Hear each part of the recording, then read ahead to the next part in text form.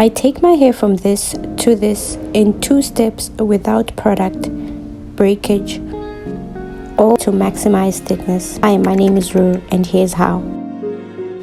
I've learned that the nature of kinky coily hair is that it is delicate and intricate, and with a gentle touch, I'm able to unwind strands individually and get as least breakage as possible when I'm separating my locks.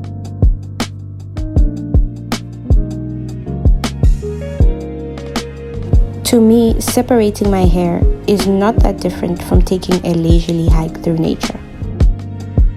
Whenever I'm walking on a trail, I always try to move any branches that are in my way gently without breaking them, simply because I'm there and I want to pass through. The same logic applies to my hair.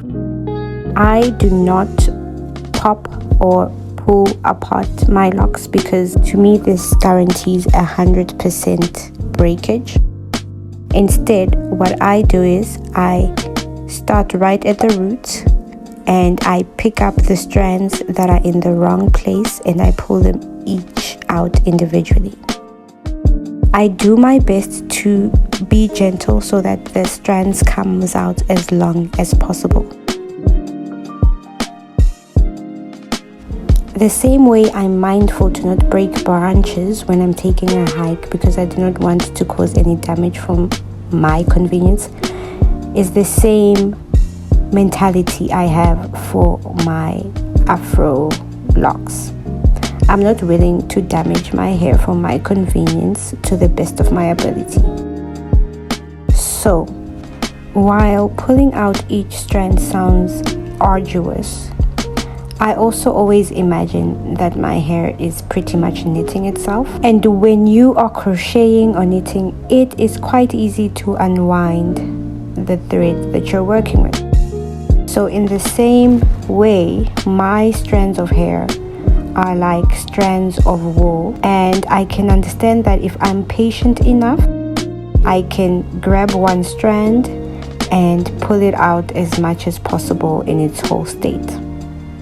Now there will be a little bit of breakage, but on an individual level it will be far less than simply popping the lock.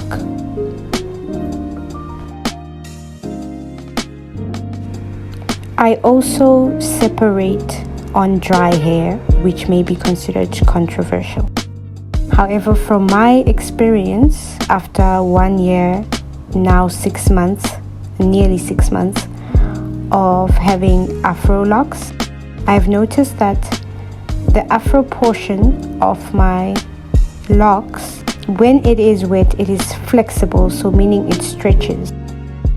And with the technique I use to separate, it's not a helpful quality since I'm looking for the hair to pretty much move through the tangle and not stretch, which would only make it that it's a bit more difficult to just have it slip through the way I would like a strand of silk would slip through or past something.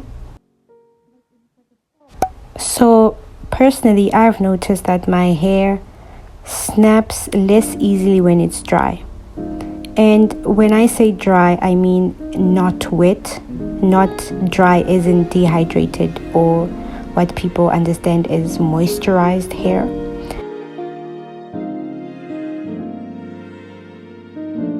I've learned to tell the difference between my natural hair texture when it's devoid of wetness versus when it's dry as in without hydration.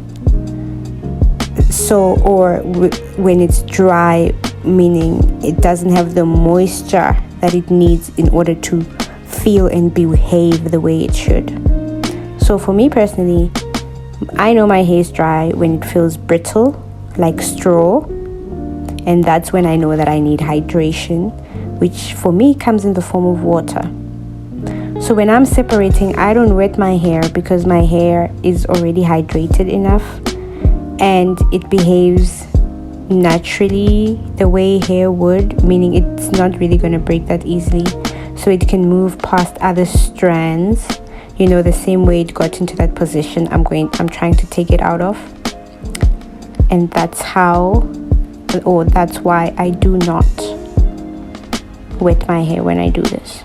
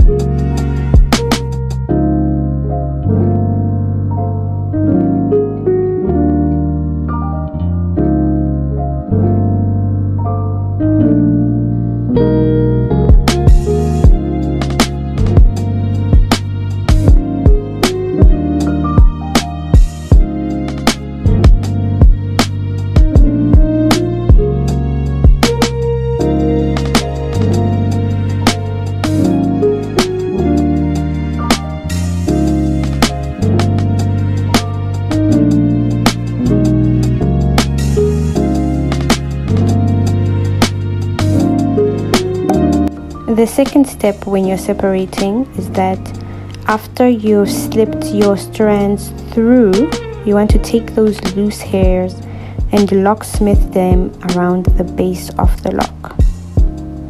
The reason why I locksmith, it's because from my experience it causes the least amount of compression on the lock, because I'm looking for the thickest locks possible for my hair type. So looking at other types of maintenance, which are palm rolling, crocheting and interlocking, to me these give a more compact look for locks, which I'm not looking for at all in the slightest. So I found that locksmithing helps, which is to essentially wrap the lock around and then rub it as I'm demonstrating in the video.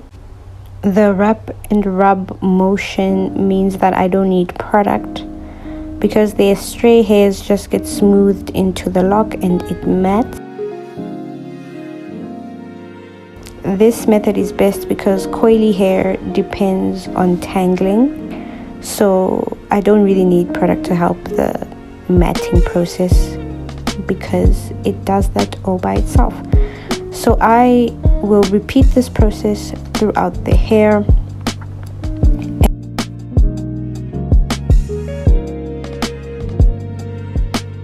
My method is informed by the fact that I've come to understand that coily hair bends, and that's sort of its super strength.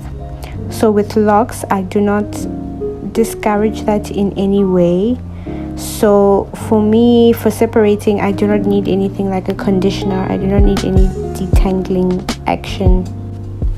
With this separating method, I've found that it means I can separate even on a monthly basis, because one of the dangers of semi-freeforming is that you could cause long-term damage if you stretch out those retwists and your hair is a bit more prone to breakage. So for me, this method means I can do it as often as I wish, but there are many factors that can determine how often you need to separate, including how mature your locks are, because for me, I can afford to not separate for about 3 months and they'll be okay, but that was not the case when I still had starter locks. So just listen to your hair and you'll know how often you should be doing this.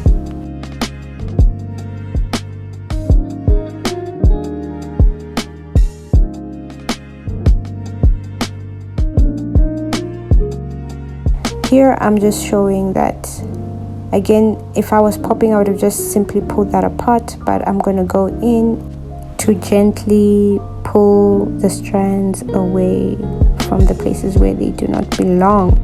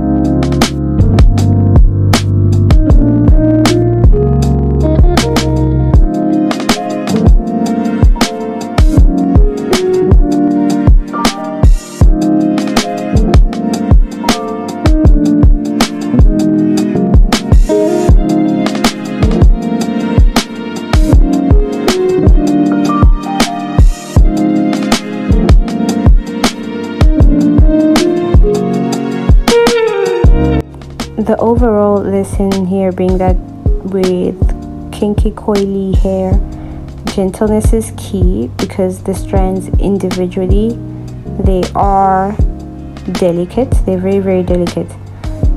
So our hair wants to compensate for that by coming together, because if they combine, then their tensile strength really, really increases like tenfold.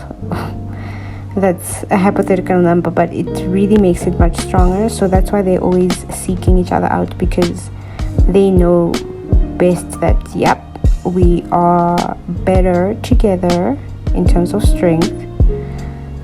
So your hair is just trying to protect itself and do what will have it thrive. So its tangling is not really a negative, it's actually a positive. It's your hair protecting itself and doing what it does best. So after understanding it that way, I let my hair have its way a lot more, and like I said, I will not damage it for convenience. I will do as much as possible for us to be in a win-win situation where I get it to do what I want to the best of its ability, and it gets to be in its best health. So yes, this is for me the best way to make sure that I'm getting as least breakage as possible.